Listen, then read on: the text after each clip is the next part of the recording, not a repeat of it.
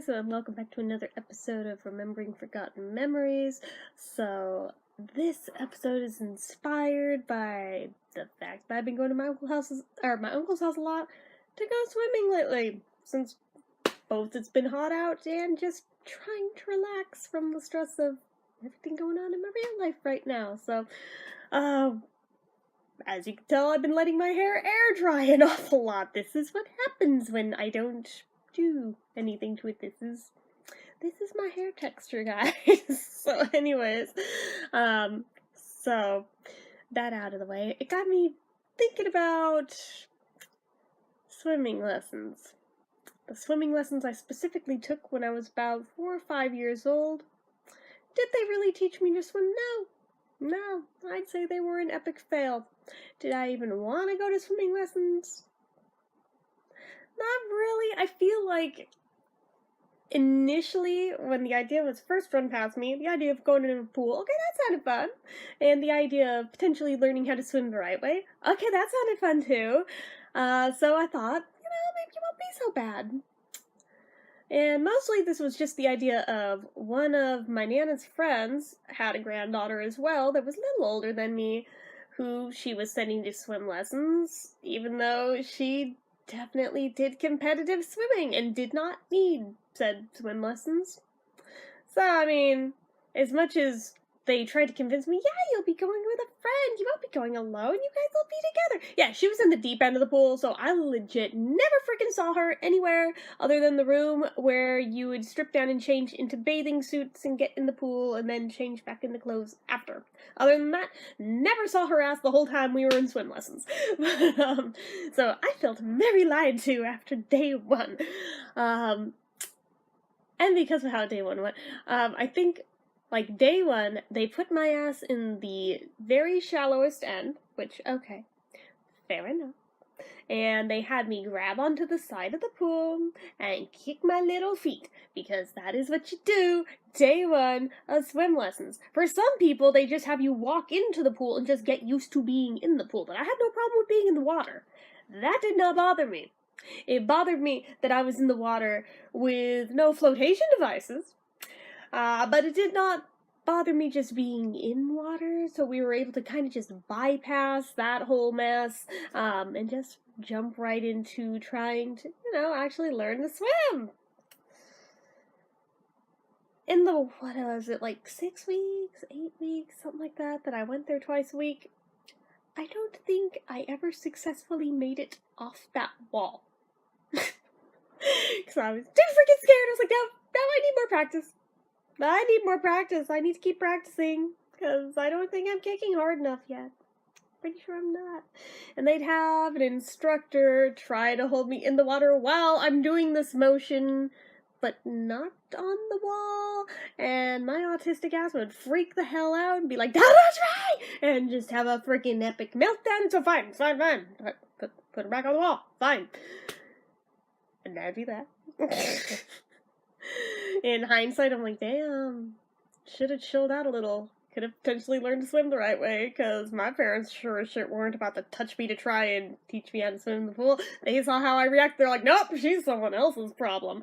So, true of them, many things, but that's neither here nor there. But, yeah, did not do well as soon as anyone touched me with anything, and, some of the stuff I went through in my childhood, kind of not unfounded that I would freak out having anyone touch me, even just in a non-messed up way. Just, my brain was so used to that, she was just like, nope, don't touch me at all, don't freaking touch me.